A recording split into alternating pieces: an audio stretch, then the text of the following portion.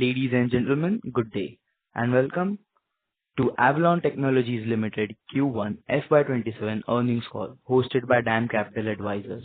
As a reminder, all participant lines will be in listen-only mode, and there will be an opportunity for you to ask questions after the presentation concludes.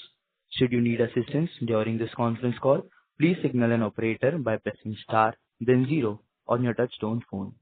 Please note that this conference is being recorded. I now hand the conference over to Mr. Tanay Shah. Thank you, and over to you, sir. Thanks, Atalva. Good afternoon, everyone, and a warm welcome to the Q1 FY27 earnings call of Avalon Technologies. To take us through the results today, we have with us from the management, Mr. Kunal Bichha, Chairman and Managing Director, Mr. Suresh Vyas, Chief Financial Officer, Mr. Sriram Vijayaraghavan, Chief Operating Officer, and Mr. Venki Venkatesh, Chief Sales Officer. Mr. Bichha will give us an overview of the business performance and will be followed up by Mr. Suresh's remarks on the financial performance, post which we'll open up the floor for Q&A. As we move forward, it is important to bear in mind that any forward-looking statements made during the call are subject to potential risk and uncertainties, both known and unknown. Now, without any further delay, I'll hand over the floor to Mr. Bichha for his initial remarks.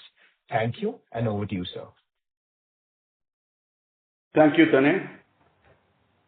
Good afternoon, ladies and gentlemen. A very warm welcome to Avalon Technologies Q1 FY27 earnings call. I want to begin by thanking our investors for your continued trust and support. Your confidence has enabled us to stay focused on what really matters: consistent execution, disciplined investment, and building a long-term profitable business. We are grateful for your trust, and our commitment to deliver has only grown stronger. Q1 FY27 was another strong quarter. This marks our 8th consecutive quarter of improvement in performance and growth across key metrics. What stands out is the quality and the breadth of this growth. Our revenue growth is well diversified across geographies and industry verticals. Our profitability metrics has improved. ROCE has moved up to 23.4%, reflecting that we are scaling with discipline. Net working capital has improved, and our order book continues to provide good visibility on quarters ahead. Our 3 growth engines, our existing business, new program wins, and our expanding opportunity pipeline are all gaining momentum together. Based on this strong momentum across our business and the visibility we have on programs ramping through the year, we are revising our FY27 revenue growth guidance upward from 24 to 27% to 26 to 30%. Moving to the financial highlights, revenue for Q1 FY27 was rupees 484 crores, up 50% year-on-year from rupees 323 crores in Q1 FY26. Q1 revenues are marginally ahead of Q4 FY26. A positive start for FY27. During the quarter, India contributed 41% of the revenue and export business contributed 59%. India business grew 53% year-on-year and export business grew 48% year-on-year, with both geographies contributing to the growth. Now on industry vertical revenue contribution. Industrial contributed 32% of our revenues, growing 52% year-on-year. Mobility contributed 25%, growing 36% year-on-year. Within mobility, rail accounted for approximately 15% and aerospace 8%, growing 37% and 47% respectively. Clean energy contributed 29%. Our gross margins for the quarter came in at 34.7%, within our guided range of 33 to 35%. EBITDA margins came in at 12%, up from 11.8% in Q4 FY26, reflecting continued operating leverage as revenues grow. Profit after tax was rupees 35 crores with a PAT margin of 7.2%, a meaningful improvement year-on-year.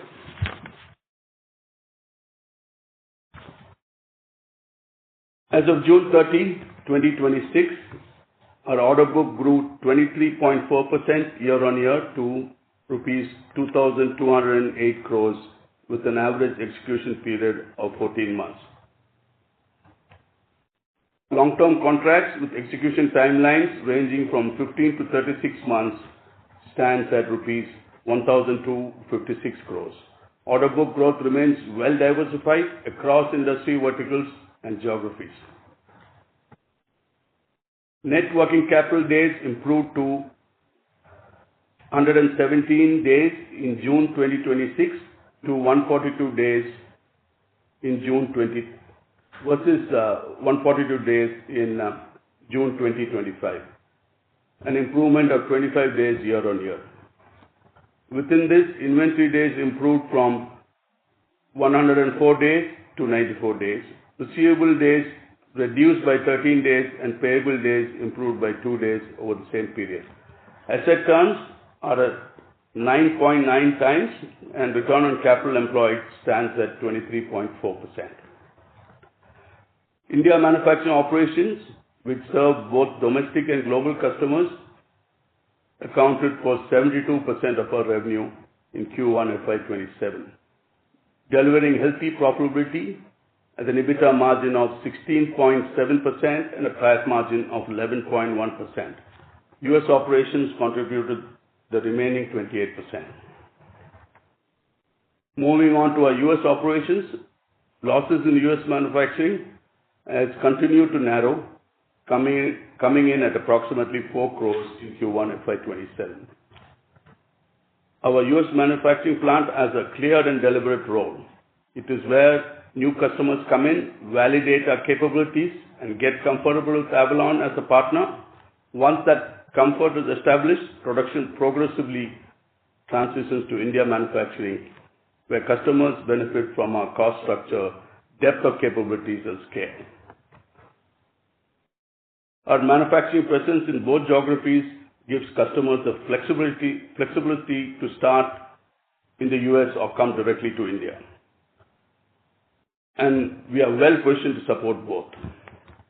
As India manufacturing continues to scale over the coming years, we expect US manufacturing contribution to naturally settle at around 20% of our total revenue.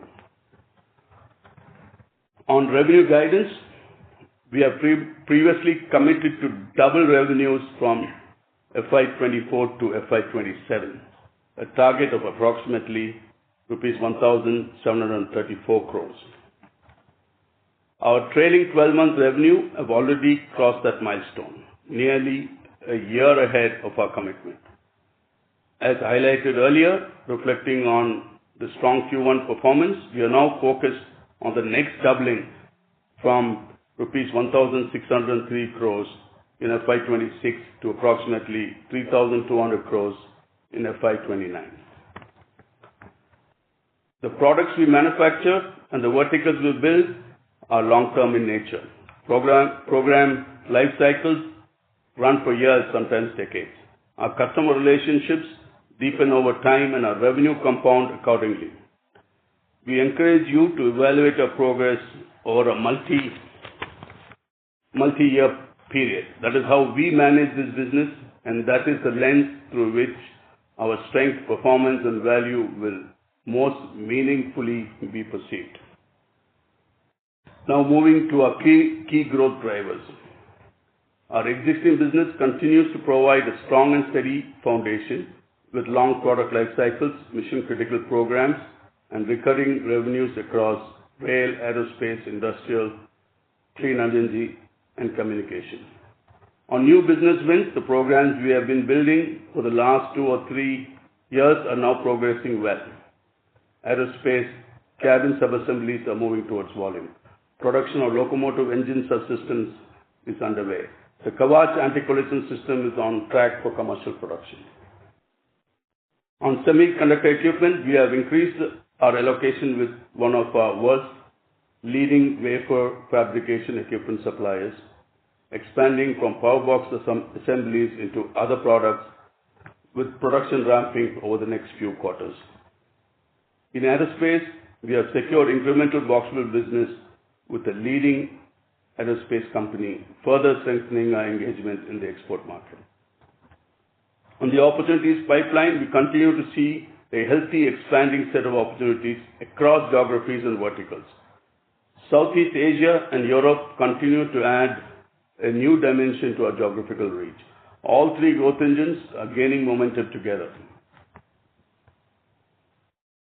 On our manufacturing footprint, our new manufacturing plant focused on domestic demand in Chennai is now complete and will commence commercial production from Q2FY27. As we deepen our presence in semiconductor equipment and advanced electronics, the need for world-class infrastructure becomes increasingly important. We are in the process of acquiring a large parcel of land in Chennai that will support Avalon's growth over the next decade, catering to both domestic and export opportunities. We shall share more details as it crystallizes. We are now building the organization for the next phase of growth. We are investing in leadership, process automation, IT systems, and AI-enabled capabilities across functions. Some of these investments are being made now ahead of the growth.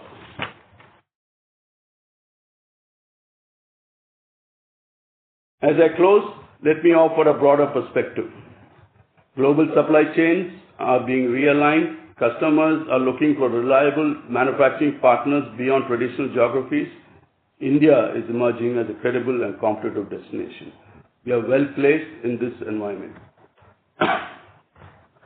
Avalon is building a global integrated electronics manufacturing business focused on complex box build solutions for mission critical application across high growth industries. Our continued goal is to build an enduring institution that customers trust, that is deep in engineering capability and that is built to last. We remain committed to efficient capital allocation, strong governance, disciplined execution, and of course, profitable growth. With that, I hand over to our CFO, Suresh Veerappan, for a detailed overview of our financial performance. Thank you. Thank you, KB. Good afternoon, everyone.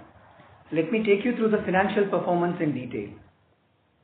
Revenue for Q1FY27 was rupees 484 crores, up 49.8% year-on-year from rupees 323 crores in Q1FY26, and up 0.9% sequentially from rupees 480 crores in Q4FY26. Our average revenue growth over the last 8 quarters has been 46%. Box build contribution has increased from 44.5% in FY22 to 59.9% in Q1FY27, reflecting our continued focus on complex high-value manufacturing. Gross margin for Q1FY27 was rupees 168 crores at a margin of 34.7% within our guided range of 33 to 35%, representing year-on-year growth of 46.3% from rupees 115 crores in Q1FY26. EBITDA for Q1FY27 was rupees 58 crores with a margin of 12%, up from 9.2% in Q1FY26 and 11.8% in Q4FY26, reflecting operating leverage as revenues scale. Adjusting for the tariff pass-through impact, our EBITDA margin would have been approximately 0.9% higher. PAT for Q1FY27 was rupees 35 crores with a margin of 7.2%, up 145.3% year-on-year from rupees 14 crores in Q1FY26. We continue to invest in talent, capacity, and inventory to support upcoming growth in new programs.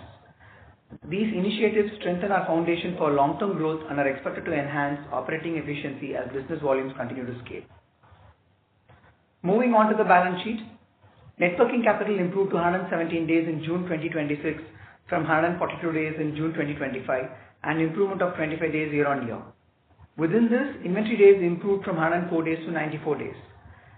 Trade receivable days reduced from 87 days to 74 days. Trade payable days improved from 49 days to 51 days.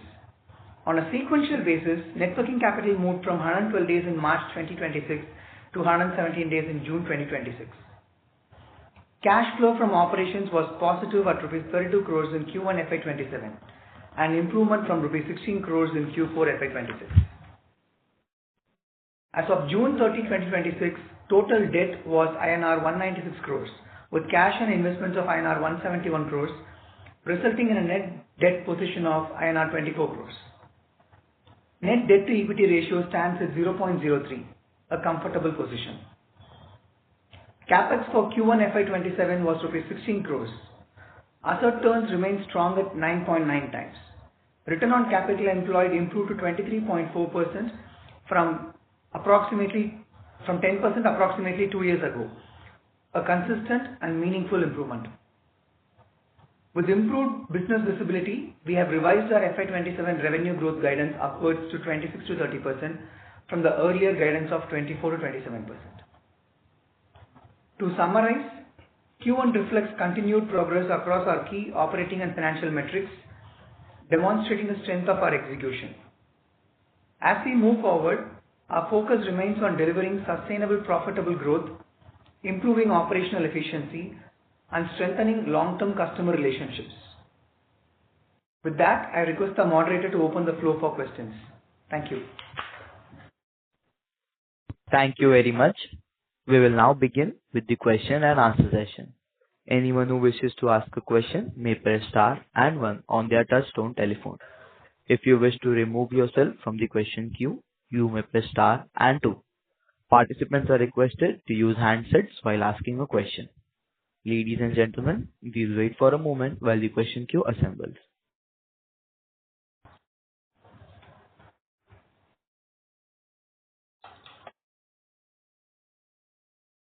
The first question comes from the line of Santosh Seshadri from Avendus Spark. Please go ahead. Yeah, hi. Good evening, sir. Congratulations for great set of numbers. My first question is on long-term steady state gross margin. We have been historically talking about 33 to 35% kind of margins. And just as we think about some of these newer businesses like semiconductor equipment and the power modules and Kavach that we are working on, so as it scales up, how should we think about the structural impact of these businesses on margin profile? Do you think of these businesses like inherently higher on the margin curve and any scope for margin improvement? So that's my first question. I have a follow-up. Okay. Thank you, Santosh. That's an interesting question. So if you look at in the last 5 years or so, we've always maintained this range. Sometimes we are a little bit higher and sometimes a little bit lower, but this is a comfortable range. Saying this, certain set of our industries and products have much higher margins and certain industries have lower margins. So what you're seeing is a blended rate. So as you see the higher margin business kick in, you will see some difference. But as of now, just rate us at 33 to 35 with a few quarters being up or down. Got it. So there is scope for improvement in the long run, but as of now we are maintaining at 33 to 35%. So is that the takeaway? That's our aspiration, as you very well know it. Yeah. Got it. And my second question is on the cost structure below the gross margin line items. So here we have been talking about roughly 50-50 split between fixed and variable cost. So my question here is, given the strong revenue growth and the kind of ongoing investments that we have in the manufacturing footprint that you mentioned in the opening remarks, so at what stage do you think some of these fixed costs become semi-variable in nature, and what would be the implication on operating leverage over the medium term for FY27 and FY28? Hi Santosh, Suresh here. We've always seen that between 45 and 50% of the expenses below the gross margin are semi-fixed or fixed in nature. And some of the expenses, most of the expenses are semi-fixed in nature. What we believe is with scale in revenue, with growth in revenue, we believe the operating leverage will continue to play out. If you look at our India manufacturing business, it has delivered an EBITDA of 16.7%, and it is a continuing delivery in terms of profitability over the last few quarters. So we expect the operating leverage to play out. We do not give any particular guidance per se for EBITDA margins, but otherwise I would add to what KB said, that we have consistently maintained our gross margin percentage in the range of 33 to 35. We believe we can continue to do that. Thank you. And just one last question. Some of your peers have recently spoken about opportunities in the data center space and ramping up business starting from FY27. So could you share your perspective on this particular opportunity? Are you currently in talks with any of the potential customers? And also, do you see, and also where do you see yourself positioning within this value chain? Will it be mostly into servers or rack systems or power management? Any thoughts on that? So, as you know, Santosh, that the one piece is the world is going through a super cycle in power, where the HVDC systems and all that. So we are playing with some of the leaders, and we started production with a couple of them. So that's going to be a part of that. But saying that, we're also working with multiple customers who supply power, off-grid power into the data centers, okay, and that is bound to grow. And also, now into the future, you will see us work more towards the rack and the cooling systems, okay, which we have not won the business yet, but we are still working towards that. And of course, all this growth comes with the semicon industry, okay, equipment industry. We are well positioned for that in the near future. So we are not going to make server boards as of now. Okay, I'm not saying that we won't do that in the future. But anything around it, which is probably the fastest growing element, we intending to play, and we are playing in some of those areas. Did I answer your question, Santosh? Absolutely. Thank you very much, sir, and all the very best. Thank you. Thank you, Santosh. Thank you. The next question comes from the line of Siddharth Bera from Nomura. Please go ahead. Yeah. Hi, sir. Thanks for the opportunity and congrats on a great set of numbers. Sir, first question is on the two segments, HVDC and semi SPE. Where are we in terms of the other win cycle?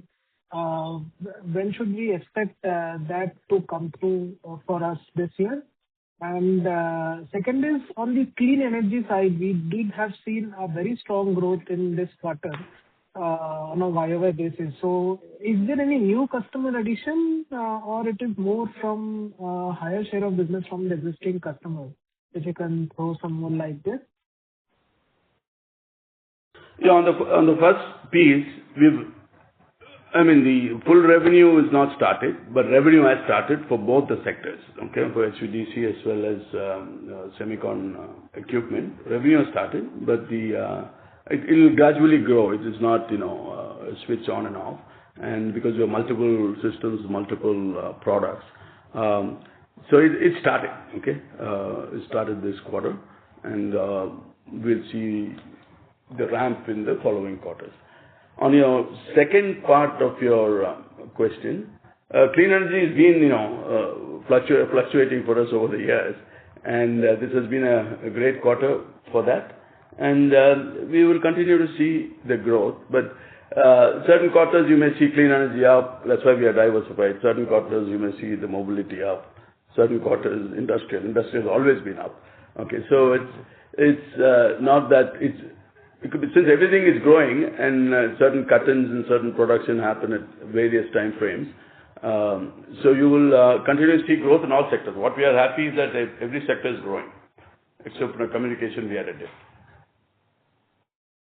Got it. And would you be able to share the US loss for this quarter? Have you already turned around, or here where are we in terms of the plan? So in terms of US manufacturing, we have reported a PAT losses of approximately 4 crores in Q1 FY27. Got It it. is largely narrowed down. 2 years ago, it was approximately around 14 crores. 1 year ago, it was around 9 crores losses, and now it is narrowed down to 4 crores losses at PAT level. Got it. Thanks a lot, sir. I'll come back in the queue. Thank you, Siddharth. Thank you. The next question comes from the line of Samit Sinha from Macquarie. Please go ahead. Yes, thank you very much, and congratulations on another incredible quarter. I guess a couple of questions here. So, KB, I was really happy to see about how you spoke about bolstering your operations and leadership, because usually, when smaller companies grow at this pace, you've done a great job with the execution, but at some point, things start to fall by the wayside. So, if you can just talk a little more, provide a little more color about what you're doing, what sort of leadership positions you're hiring for, I think that will be really helpful. Secondly, historically most of your products have been PCBA and box build.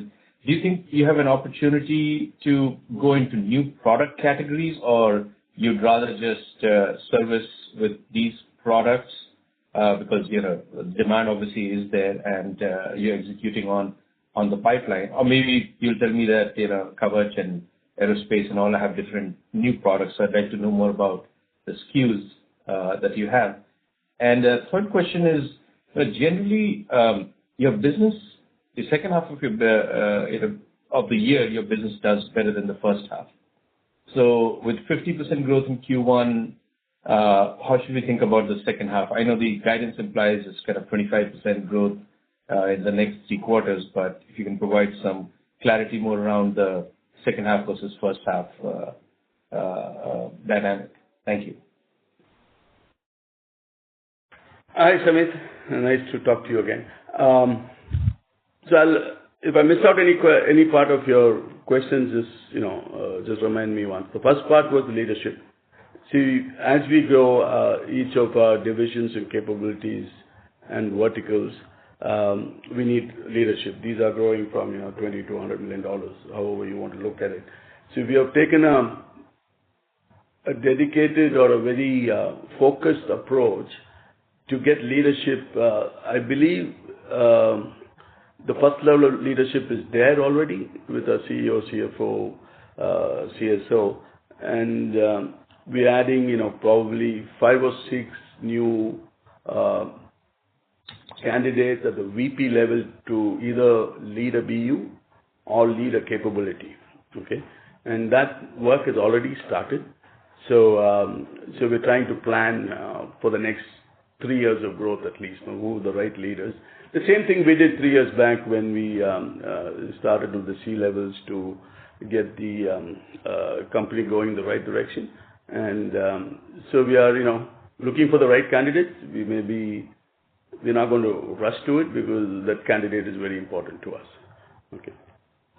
Yeah. So you want to add something? Sriram? Yeah, thanks, Kenny. Hey, Samit, so couple 3 pieces of fundamental building blocks, right, of growth. One is people. Second, I think what KB touched upon, processes internally.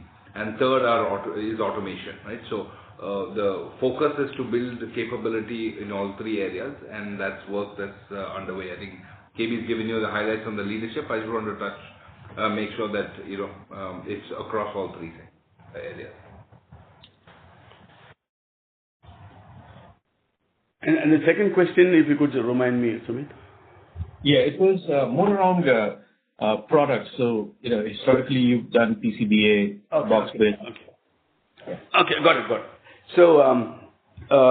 So we are vertically integrated. So that's why you see our box build move from 43% to 59% in a year or two.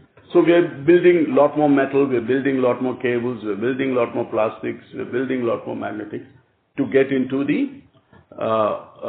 into our own final product, and that's why you see a box build ratio going up.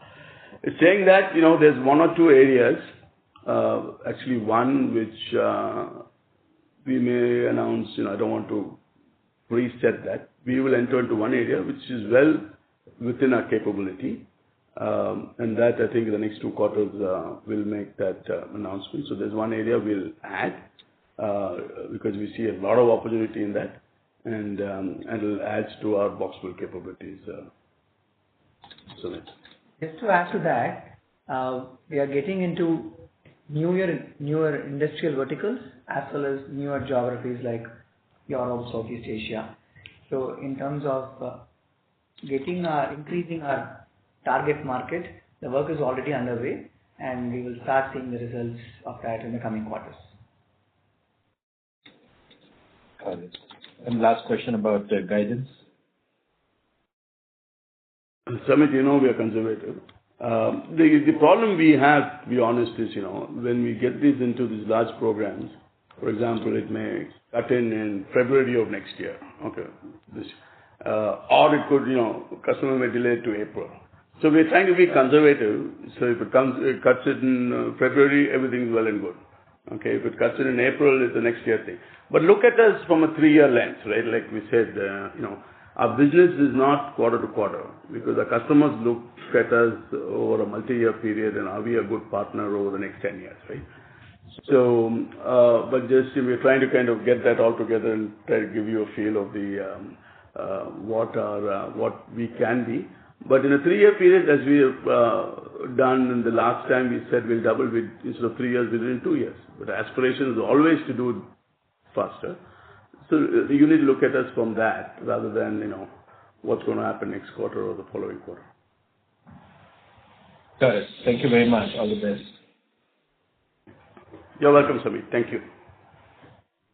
Thank you. The next question comes from the line of Bala Subramanian from Arihant Capital. Please go ahead. Good evening, sir. Thank you so much for the opportunities. Follow up on the previous participant on the guidance side, sir. We are doing 50 to 60 crore annual capex with 10x of asset turn. It's a right way to understand every year 500 to 600 crore additional revenue. I think if you're adding that, it will cost nearly 3,100 to 3,400 crore top line range by FY29. And secondly, these sunrise sectors like clean energy and aerospace and defense, and these also same kind of 10x asset turn? Hi Suresh here, Bala. So firstly on the capex side, last year we did a capex of 56 crores and Q1 it is 16 crores.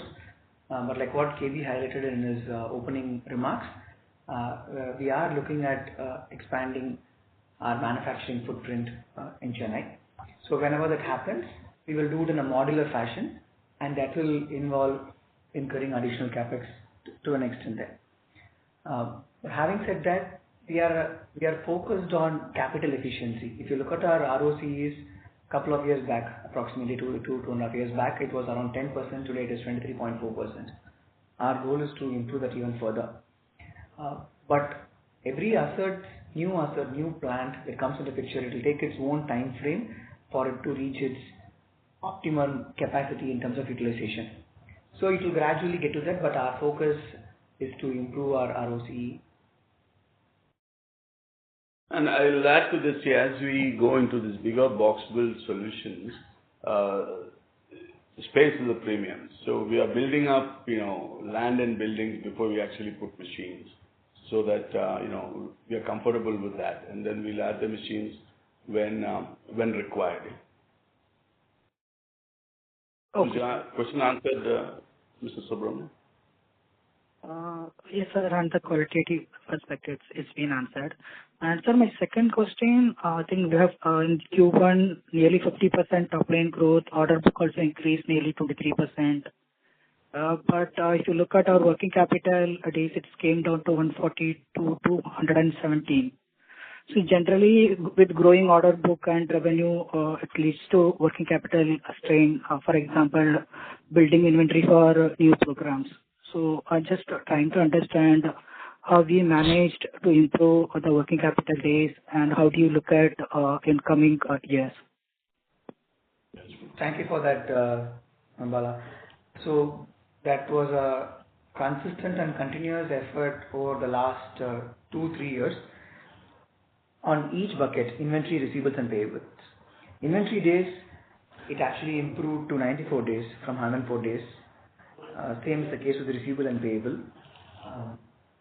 But again, what we said in the opening remarks and in the previous quarters, we are also having some new programs going parallelly. So for new programs, we may have higher net working capital at the start, and we will find our efficiency over a period of time. For existing businesses, we would have already found our efficiency in net working capital. But overall, what was our guided range in the previous quarters were around 120 to 130 days. So we are well within that range. Okay, sir. So my last questions, I think US loss, it's around 4 crore in this quarter. Last year it was 9 crore. So I'm trying to understand what is the minimum revenue run rate required to achieve a break-even, whether we can expect by Q3 or Q4. We have not given any particular quantum at which we will reach the break-even, but what we have highlighted in the earlier calls also is by the end of this fiscal year, we would like to see a steady state EBITDA break-even and then following that a PAT break-even.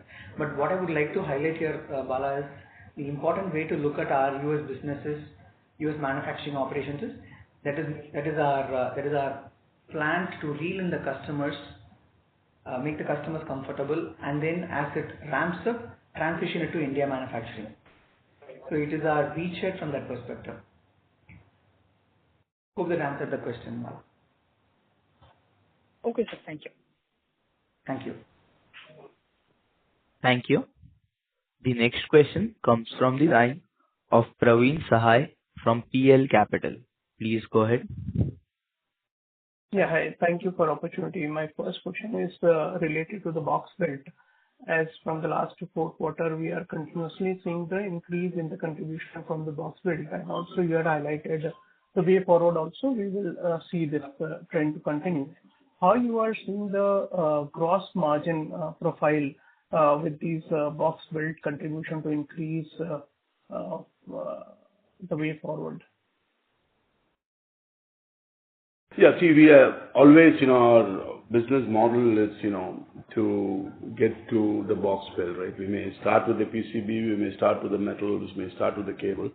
But our goal 2 to 3 years from where we start with the customer is to do the whole box if he doesn't give it to us in the beginning. Of course, the gross margins are better in box build. Okay, and some of these, it takes time for the gross margins to improve. It's over a period of time. It's not as soon as you start.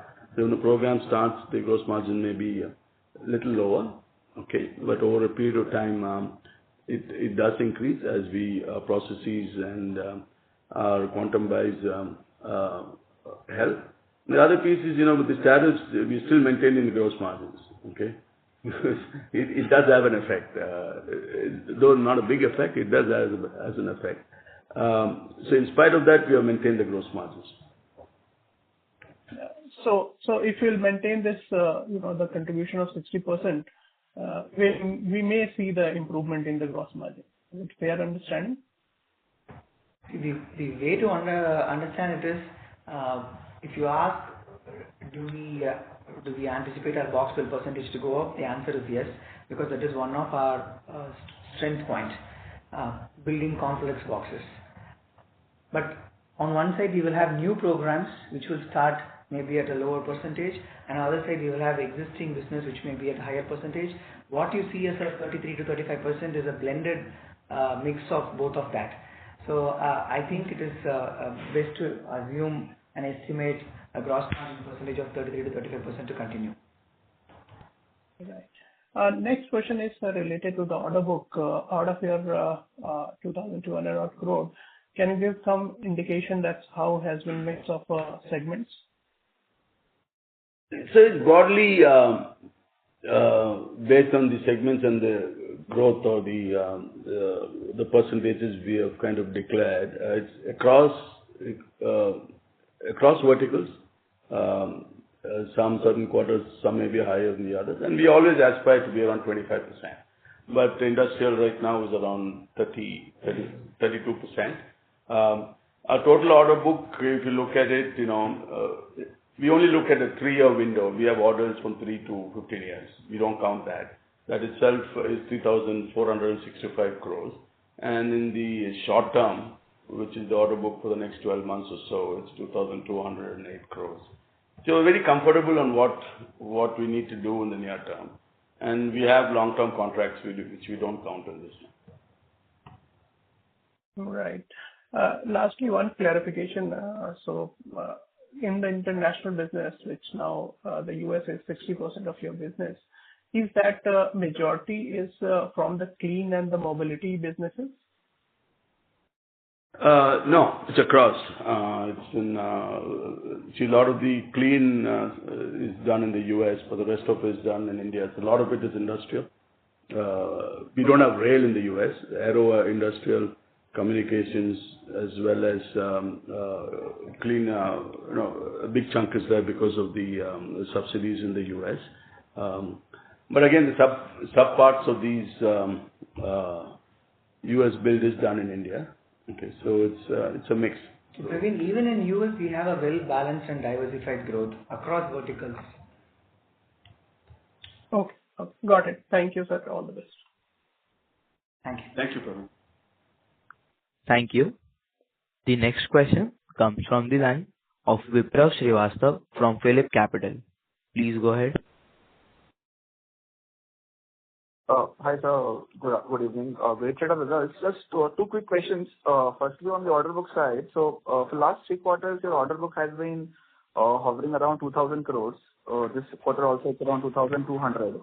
So, I mean, in that sense, given that your revenue growth is exceeding order book growth, any reasons for that? Why is this order book growth slow or am I missing something? So, yeah. No, so if you look at it, right, it's always consistent and it's growing, but it's year to year it's grown 23.4%. Okay.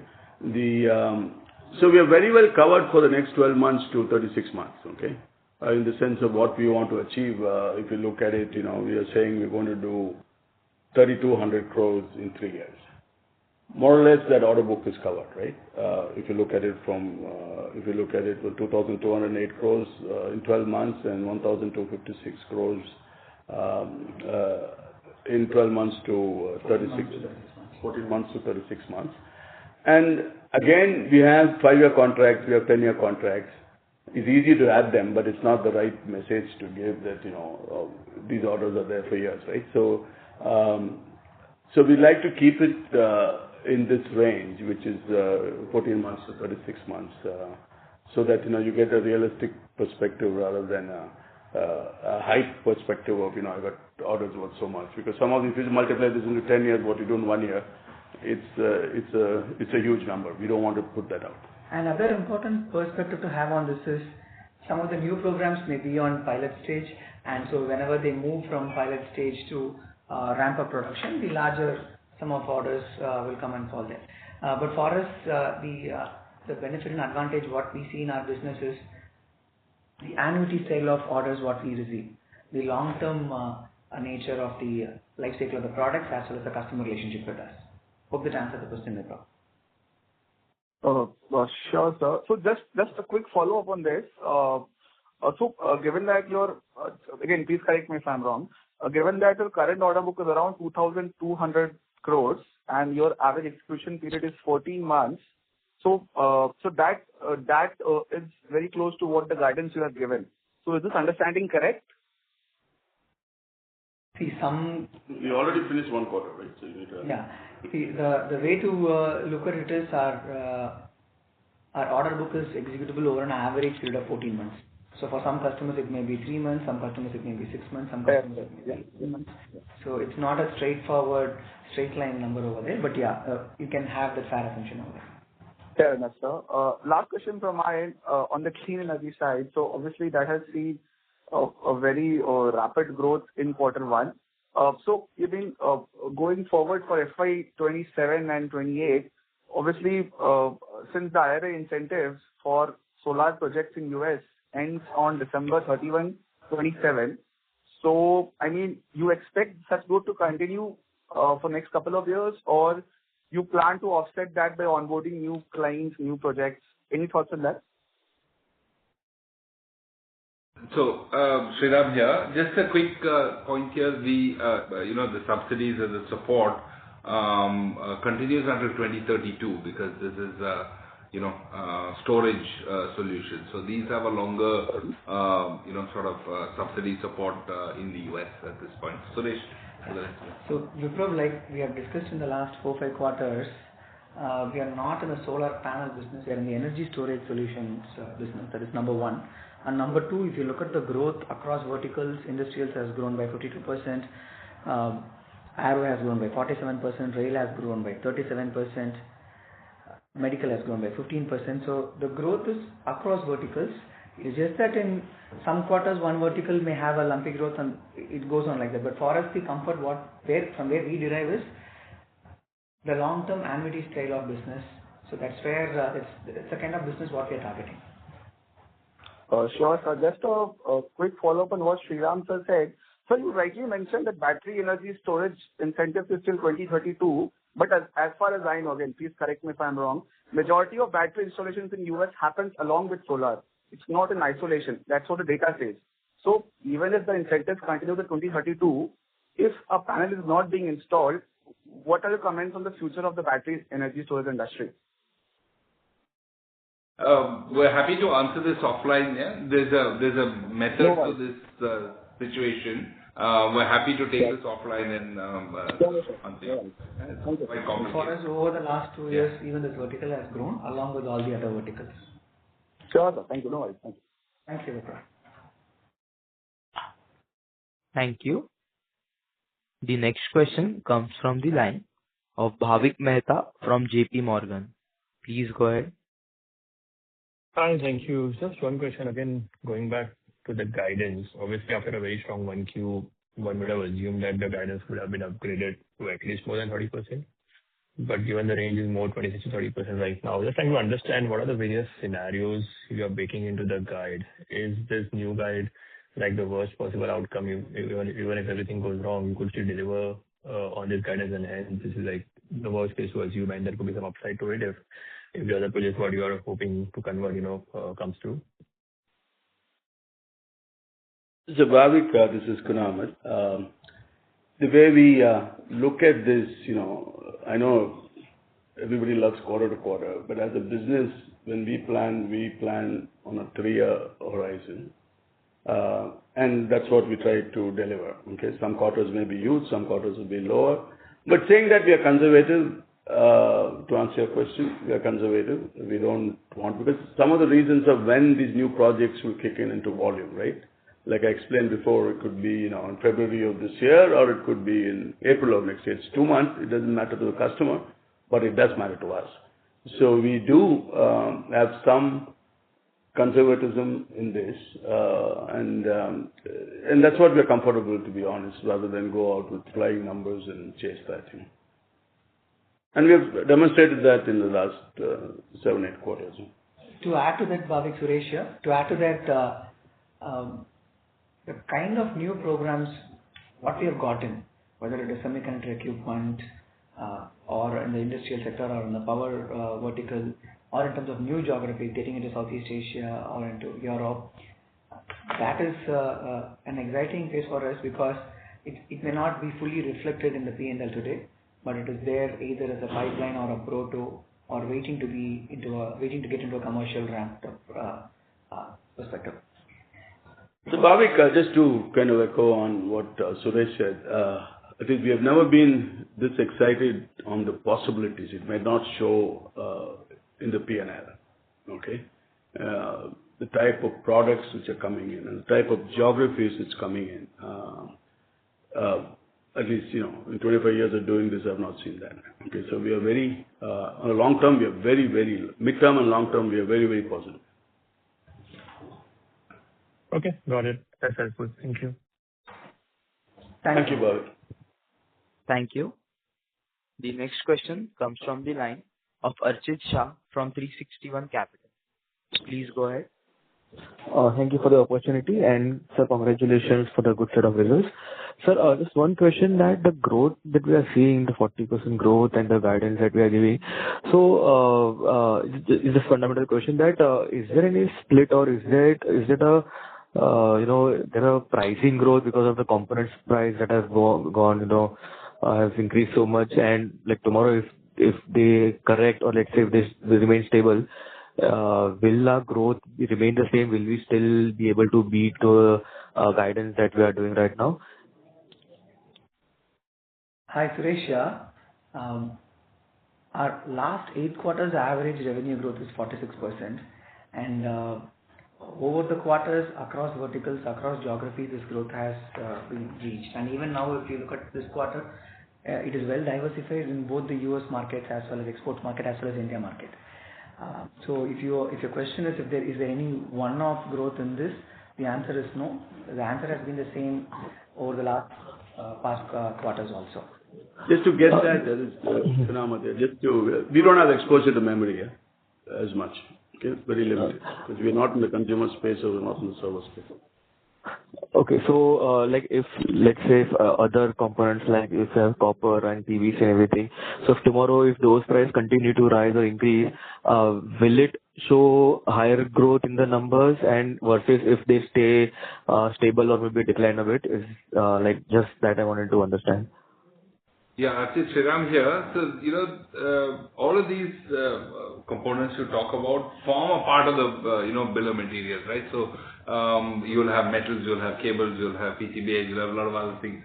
So, on the whole, we don't believe this is driving the increase in prices, right? Ultimately, as Suresh said, right, this is broad-based growth. It's been driving for the last 8 quarters, and the margins are holding between 33 and 35%. So this is sort of inherent business growth that you're seeing.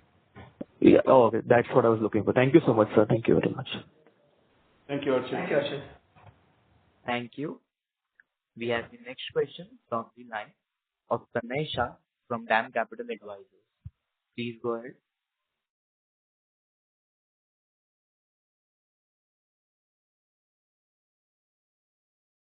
Hi, Tanay, are you there?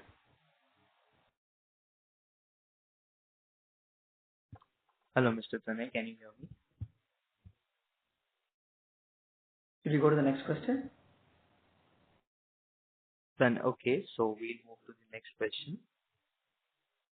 The next question comes from the line of Siddharth S from NAFA. Please go ahead. Congrats team on the good set of numbers. So I'd just like to get some clarity on your exposure on an overall basis to the defense space. It seems to be the sunrise sector and the hottest sector at the moment. So at the moment, I think the medical and the defense combined comes close to 10% of your revenues as per Q1FY27. I'd just like to get some light on if you plan to foray into that space via the PCB or the whole EMS ecosystem or the supply chain as a whole. If you have any plans to like actively increase the focus there, or what's your stance on it? Thank you, Siddharth, for that question. We have nothing against the defense business, but it's a very lumpy business. It's all a feast or famine, is the right way I should say. Saying that we do defense in India as well as in the US. Okay, and it's one of the verticals we are looking at to focus. We have done the first set of hiring for looking at defense as a segment 3 years from now. Okay, because that is the time frame we need to spend to get the larger chunks in. Okay, so again, whether the whole world is out of ammunition, right? So the defense will grow, and I'm pretty sure we'll be a part of it, and we have taken the first steps to look at it as a vertical. Not saying that we have created the vertical. We're starting to look at it. How do I expand to get into this space? Yeah, in a meaningful way. We are still doing quite a bit of it, but not in large numbers. Understood. Thanks for the clarity and wish you all the best. Thank you, Siddharth. Thank you, Siddharth. Thank you. The next question comes from the line of Tanay Shah from DAM Capital Advisors. Please go ahead. Yes, sir. Am I audible now? Yes, Tanay, you are. Hello? Yes, sir. Sorry. You are audible, I think there sir. was just some mix-up. Sorry. Thank you so much for taking my question again, sir.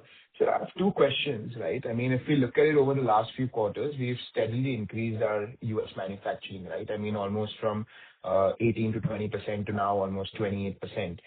So, and that's now, in fact, even sort of helped us, if I'm not wrong, almost reach at break-even levels from a U.S. manufacturing standpoint on the EBITDA level. Is it fair to say that this is a base which now helps us sort of build on, and this becomes a base where we break even on U.S. levels? Or do you think that this is just a quarterly fluctuation and, what would the ideal split be between the India versus U.S. manufacturing? Yes, Tanay. So as we grow, as the top lines grow and over the next few years, our goal is to keep it U.S. manufacturing around 20%. Okay? So I'm not saying the best growth for us is made in India for export and made in India for India. Okay? So, but to get these margins in made in India, I need the U.S. manufacturing. So in the short term, so we want to cap it at 20. You'll have a few quarters which goes up and on, and most of the significant growth, what we anticipate over the next 2-3 years, is going to be made in India. Okay. Saying that, we are also opening up 2 geographies, right? Which we are very excited about. Okay. Which is Europe, which was a very small percentage of exports. The next 2 years, we see that hopefully growing in a very, very meaningful way. And Southeast Asia, I mean, that is a foray which I believe will take us to the next level. So you're basically competing with the best in the world, with the best products you can make made in India. And this comes with relatively very decent margins. We're not doing commodity type stuff. We are doing complex systems. So saying that, US will always be there. And again, it is a treadmill. I feel bad for the US guys, because every time there's a good number coming there, it's always more profitable to move to India. Okay. So as a group, we tend to do that. So you'll see certain spikes. And that has helped us through the tariff situation, if you look at it, right? It has given a lot of solace to our customers that we are in the US. And if they want to launch there, they're more than welcome to launch there at a higher cost. Does that answer your question, Tanay? Absolutely, sir. Absolutely. That makes sense. So, and the second question which I had is that, we're seeing a lot of supply chain disruptions, especially from a bare PCB board side, maybe for the raw materials or even the glass, the fiberglass, or, the high purity PP which is required. So any comments on that is it impacting our operations by any means, or do we expect any impact going forward, or are we well covered? Hey, Tanay, Sriram here. See, you have instances and different commodities that go up and down. We are generally okay, last quarter and this quarter. We've tried to stay a little ahead of the curve in terms of securing some of the supplies of the commodities that you mentioned. So for the time being, with the environment the way it is, we think we're okay. But obviously we, stay on high alert and, we'll move quickly where we have to if we need to. Perfect. Great. Thank you so much for answering my questions, and wishing you all the very best. Thank you. Thank you, Tanay. Thank you. The next question comes from the line of Mayank Pandey from MK Global. Please go ahead. Hi, sir. Congratulations on a good set of numbers, and thank you for taking my question. I have 2 questions. Question number 1 is your asset turns, 9.9x. Now, with our ODM revenues going up to 60% of our total revenues, I would have expected that this would probably be a driver to move up the asset turns. So just want to get a theoretical understanding as to what would, cause us to reach this level, or put another way, what could be the maximum level that we can see on asset turns with the current asset base and the current sort of growth that we are having. That's question number 1. And the second question is on the ODM mix itself. If you could just walk us through the segments that we have in the ODM mix in each of those segments, if that's possible, or if, what is the main driver, which segments are the main drivers for the ODM to grow further from these current levels? Those are my 2 questions. Okay, great. Thank you, Mayank. First and foremost, we don't do ODM. Okay, we do box build, which is custom design by a customer. Even if we do the design for them, the IP is owned by the customer. So we do build to print, and that is the reason why most of these complex systems are coming to us. So we don't want to have a situation where we can do our own products. Okay. So end of the day, even though we do design, it is done for the customer. So the ODM piece is not there. What you're referring to is a boxable solution, which is where we do the whole product for the customer. Okay.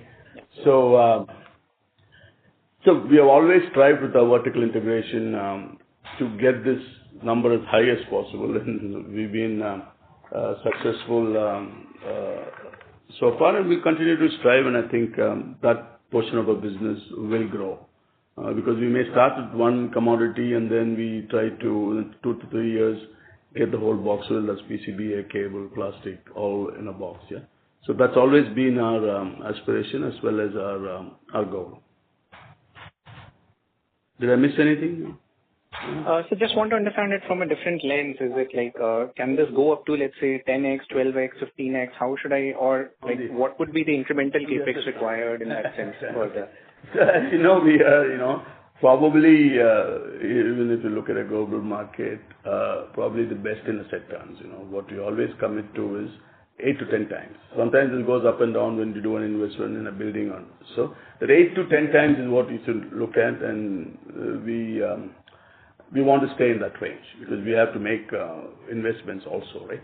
So that's our goal. I think you should look at it 8 to 10 times. And we are looking to improve our ROCs even from here. So to answer that. Yeah, of course. And if you could, sorry, I misspoke earlier on the ODM versus box build, my bad. But if you could just help me understand which of our segments have the highest, let's say, percentage of box builds, or how should we look at it from a segment to segment perspective? I think most of the segments, except for aero, we can't build a plane, but we build boxes. Yeah. It's spread across various verticals. All verticals. It is not focused on just one industry vertical. For example, railways, we do the interlocking systems, braking systems, the complete box. In the clean energy, we make different type of inverters, battery storage. It's all complete boxes. Only in the aero piece where we do sub-assemblies. Yeah. Got it. And sir, just one last question. The ISM 2.0 scheme came out. I know you must have been getting a lot of questions on that, but any chance you see that we could be one of the beneficiaries from it, given that we will, because it specifically calls out equipment suppliers, and we might be part of that value chain now with your wins in that space. Any possible benefits you see to Avalon from that scheme? We believe so, but we are yet to look at the finer details of the ISM 2.0. But definitely, semiconductor manufacturing equipment is one of the key verticals for us over the coming years. And when the final details come, and then we will have more details to share to everyone. So in short, yes, we are looking at it. Right. And would you be open to like incremental capex for that as a separate carved out sort of structure, or not carved out structure, but let's say the separate capex to that effect? Or would you want to continue with the current business model? In the opening remarks, we had highlighted about acquiring a large piece of land in Chennai for our future growth, the next phase of growth, whether it is with respect to semiconductor manufacturing equipment or advanced electronics. So both of it. So yes, the answer is yes. Okay. Thank you. Thank you so much. Thank you, Mayank. Thank you, Mayank. Thank you. Thank you. Ladies and gentlemen, in the interest of time, that was our last question, and I would now like to hand the conference over to the management for the closing comments. Thank you, and over to you. With a healthy order book, expanding customer engagement, and a flexible global manufacturing model, we remain focused on delivering profitable growth. We thank our investors for the continued support and look forward to updating you in the coming quarters. Thank you. Thank you very much. Thank you. Thank you. On behalf of DAM Capital Advisors, that concludes this conference. Thank you for joining us, and you may now disconnect your lines.